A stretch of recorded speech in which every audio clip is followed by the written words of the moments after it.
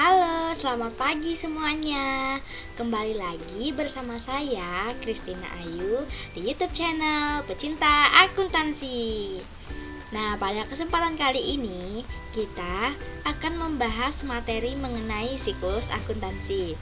Sebelum mengetahui apa itu siklus akuntansi, kita akan mengetahui atau mencari tahu dahulu arti kata dasar dari siklus akuntansi, yaitu siklus dan akuntansi.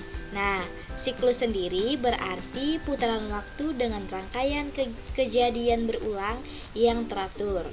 Lalu, akuntansi itu berarti kegiatan mencatat, mengidentifikasi, dan melaporkan informasi ekonomi yang dapat membantu mengambil keputusan dan penilaian yang jelas.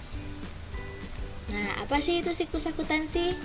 Nah, siklus akuntansi merupakan proses di mana aktivitas yang dimulai dari analisis dan pencatatan transaksi bisnis serta berakhir dengan persiapan untuk aktivitas periode akuntansi selanjutnya melalui pembuatan jurnal penutup. Dalam siklus akuntansi ini terdapat 3 tahapan nih teman-teman. Tahapan pertama yaitu ada tahapan pencatatan, tahapan kedua yaitu ada tahapan pengiktisaran, dan tahapan ketiga ada tahapan pelaporan. Nah, dalam tahapan pencatatan ini ada 2 hal yang mesti kita lakukan, yaitu yang pertama mencatat bukti transaksi ke jurnal umum. Apa sih jurnal umum itu? Sebelum kita mengetahui apa itu jurnal umum, alangkah baiknya kita terlebih dahulu mengetahui apa itu jurnal. Nah, jurnal merupakan buku harian tempat mencatat semua transaksi-transaksi yang terjadi dalam perusahaan secara sistematis dan kronologis, yang artinya kita harus mencatat transaksi tersebut secara urut sesuai dengan tanggalnya. Lalu, jurnal umum merupakan jurnal yang digunakan untuk mencatat semua bukti data transaksi keuangan yang ada dalam periode tertentu. Biasanya jurnal umum ini dibuat untuk 1 bulan. Lalu, setelah kita membuat jurnal umum, kita harus mempostingnya ke buku besar. Buku besar merupakan buku yang berisi kumpulan akun-akun yang mengalami perubahan yang disebabkan oleh adanya transaksi keuangan. Nah, jadi tahap pencatatan ini harus kita lakukan dalam 2 tahap ya teman-teman, yaitu mencatat bukti transaksi ke jurnal umum lalu mempostingnya ke buku besar. Oke, kita lanjut ke tahap kedua, yaitu tahap pengiktisaran. Pada tahap kedua ini ada 5 hal yang harus kita lakukan, yaitu yang pertama mencatat neraca saldo, mencatat jurnal umum, menyusun neraca lajur, mencatat jurnal penutup, dan membuat neraca saldo setelah penutupan. Dari kelima kegiatan ini tentu memiliki tujuan dan maksud tertentu.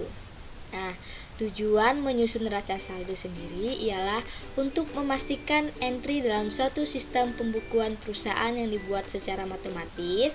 Lalu yang kedua, tujuan mencatat jurnal penyesuaian ialah untuk menghitung sekaligus memperkirakan pendapatan dan beban yang dimiliki perusahaan dalam rentang periode tertentu.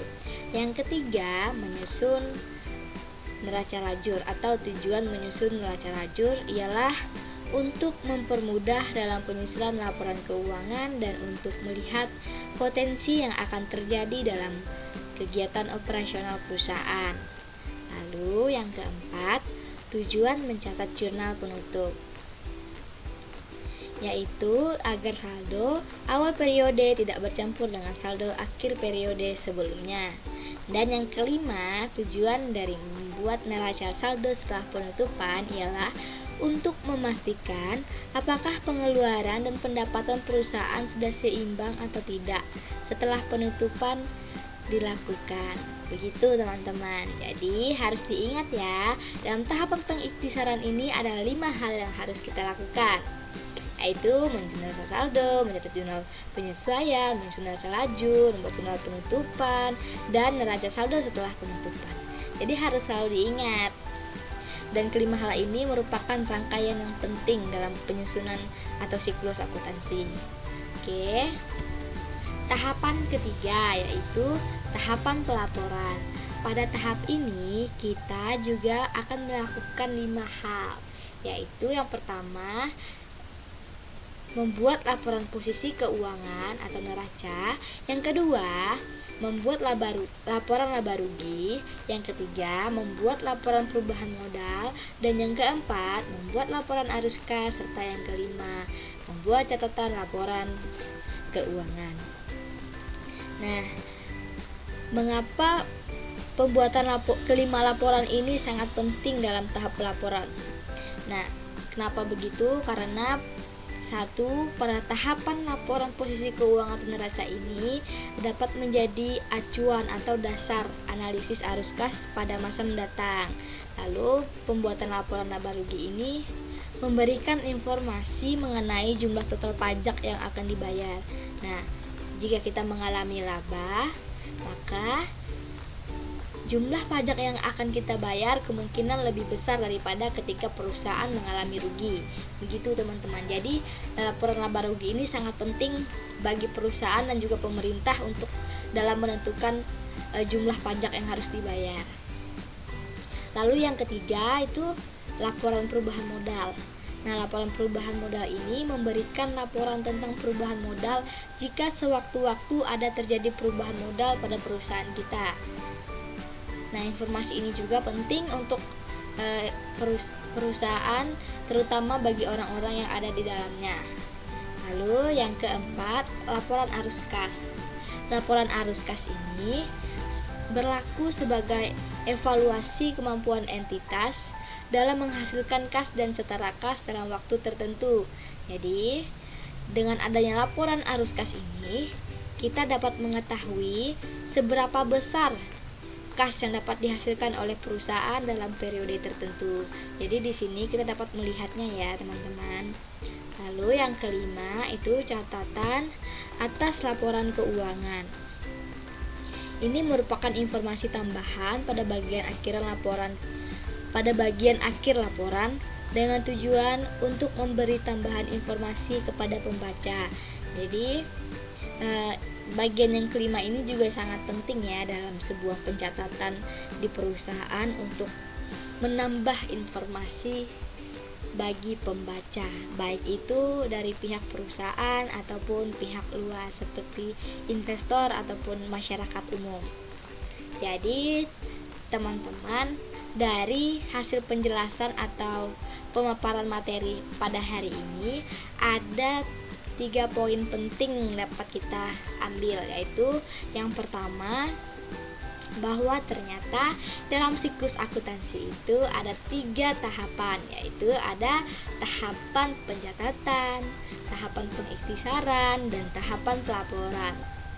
Lalu yang kedua, bagian-bagian dari ketiga tahapan tersebut sangat penting dalam siklus akuntansi, jadi saling berhubungan ya teman-teman.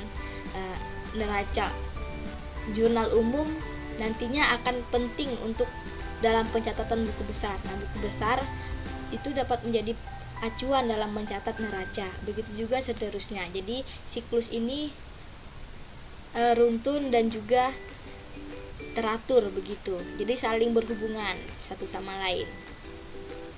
Lalu yang ketiga, ternyata laporan keuangan ini sangat bermanfaat untuk berbagai pihak, terutama bagi pembacanya, yaitu bagi perusahaan, bagi investor, dan bagi masyarakat umum. Jadi sebagai seorang calon akuntan, alangkah baiknya kita sebagai calon akuntan itu menyusun laporan keuangan itu secara teliti agar tidak terjadi kesalahan begitu. Jadi tidak ada informasi yang salah yang diterima oleh pembaca. Nah, sekian pemaparan materi pada hari ini. Semoga materi ini bermanfaat untuk teman-teman semua dan dapat selalu diingat serta diterapkan dalam kehidupan sehari-hari dan berguna untuk masa depan teman-teman. Terima kasih, salam sehat, sampai berjumpa di pertemuan berikutnya.